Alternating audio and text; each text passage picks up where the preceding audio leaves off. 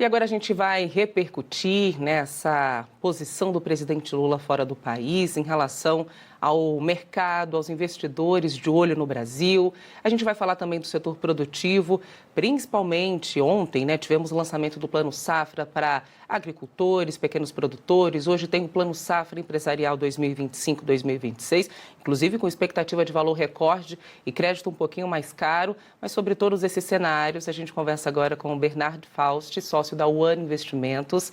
Tudo bem? Bem-vindo à Band News TV. Eu já começo até fazendo um gancho com a última informação que a gente deu, trazendo aqui um pouco dessa visão que outros mercados, o exterior, tem em relação ao presidente Lula. Queria saber se isso de alguma forma já influencia, já reflete nos olhares dos investidores também em relação ao mercado brasileiro. A gente fala muito de OF, daqui a pouquinho a gente vai falar do Plano Safra, mas nessa primeira leitura, como é que chega isso para a gente?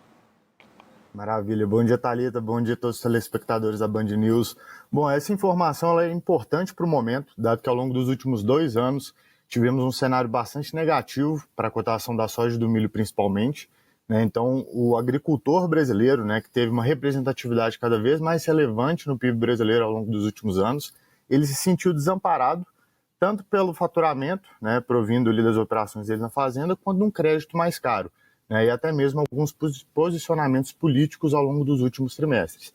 Então esse plano ele é positivo como uma forma de amparar o produtor rural que enfrenta certas dificuldades por conta da cotação mais baixa dessas commodities agrícolas e por conta também de um juros mais caro que gerou uma pressão financeira no balanço de médias e grandes empresas principalmente.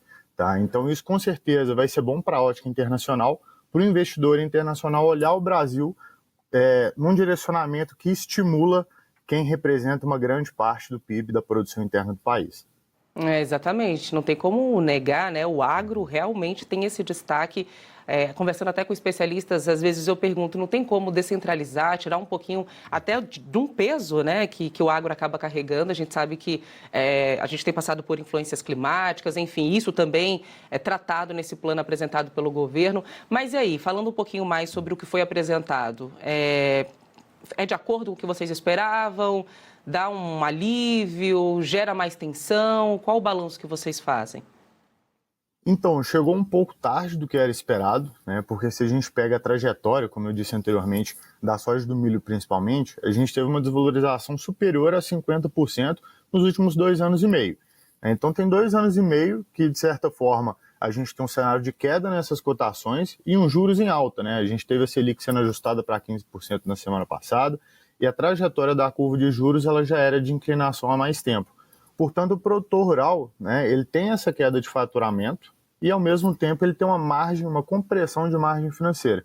Então, esse plano, sim, é bom, é positivo, dá um norte para os produtores rurais como um todo, mas não é a solução que vai realmente estimular e virar o jogo. A gente precisa de um cenário macroeconômico internacional mais favorável para o agronegócio, para as commodities agrícolas brasileiras, e também a gente precisa de um arrefecimento dos juros, uma forma mais conjuntural, não só para estimular a operação do produtor agrícola, mas também para quem consome deles e quem vende maquinário, quem vende insumos. Então é todo um ecossistema. E para que esse juro ceda, a gente tem que ter menos gasto público, a gente tem que ter uma conjuntura macroeconômica brasileira mais saudável do que a gente vê hoje. Isso sim seria a trajetória mais saudável na nossa ótica para os próximos meses e trimestres, Não, e ontem um dia movimentado, hoje também com muitas agendas, e um desses pontos esperados para hoje também é a judicialização da novela do IOF, Já tem algum reflexo? Ou o que eu tenho visto, e aí você pode até me corrigir se eu estiver errado, é que o mercado já está tão preparado que essa briga não gerou tanto impacto negativo, Parece que já vem numa linha de equilíbrio justamente porque já trabalhava com esse vai e volta do governo. Isso. Na nossa visão, o impacto positivo que tivemos no mercado nos últimos dias ele é ancorado principalmente pelo cenário internacional. Mas quando a gente vai para a pauta do IOF, de certa forma é um posicionamento interessante, porque mostra que principalmente o Hugo Mota ele conseguiu exigir negociação por parte de todas as frentes do governo. Foi inclusive a primeira vez que a gente teve um decreto presidencial sendo rejeitado, desde 1992. Então, a gente está falando aí de mais de 30 anos que a gente não tinha um decreto presidencial sendo rejeitado, e esse do IOF foi.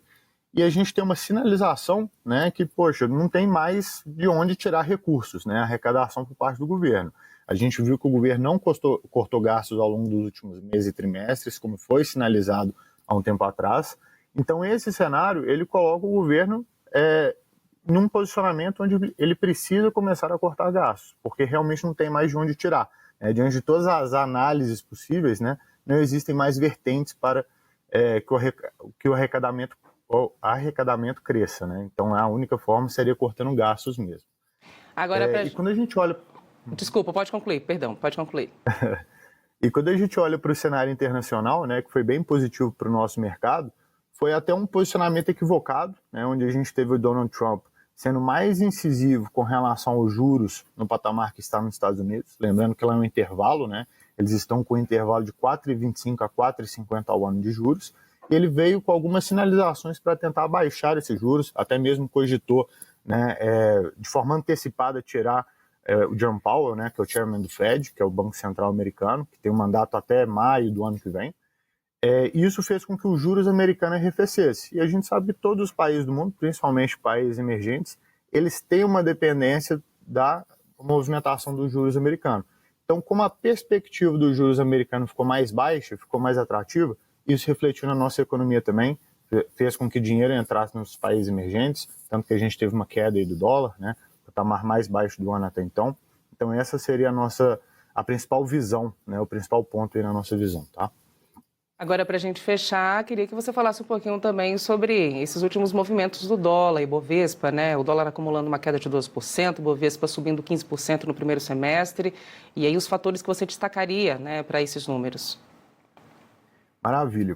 Bom, a gente começou o ano de 2025 com um prêmio bem elevado no mercado brasileiro como um todo. O prêmio é um conceito que a gente usa no mercado financeiro, que é o potencial de retorno frente ao risco que está sendo visto. Então, quando a gente olha tanto para o mercado acionário, né, através do Bovespa, quando a gente olha para o dólar, quando a gente olha para os juros, a gente vê que o cenário era de instabilidade, era de incerteza desde o início do ano, né, todos nós sabíamos disso, mas existia um prêmio, né, um excesso de retorno frente a esse risco que era visualizado na economia. E é o que fez com que o dinheiro fosse canalizado para o nosso mercado, fizesse com que o dólar saísse de 6,20 para 5,40, fez com que, né, o Ibovespa tivesse uma performance superior a 15% até então, desde o início do ano. E esses impulsos internacionais, né, como, por exemplo, o petróleo em um patamar mais brando, né, a gente viu aí que depois do arrefecimento do conflito desde terça-feira da semana passada, o petróleo vem um movimento de queda bem expressivo, então faz com que a perspectiva da inflação internacional ceda, e isso fez com que dinheiro entrasse na nossa economia. E da mesma forma, a gente olha para a parte também dos juros americanos, como eu citei anteriormente. A gente sabe que desde o Covid, né, a economia americana ela foi o grande buraco negro da liquidez internacional, né, um conceito bastante utilizado, esse buraco negro, justamente por ter captado recursos ao redor do mundo inteiro. Mas essa perspectiva, né, de um juros americano mais brando, junto também com os tarifácios, né, que vimos aí ao longo dos últimos meses, isso fez com que o dinheiro fosse canalizado para países emergentes, e a perspectiva é que continue, que essa trajetória continue aí ao longo dos próximos meses. Perfeito, obrigada, viu, Bernard, pela sua análise. Até uma próxima aqui na Band News TV. Ótimo dia, obrigado.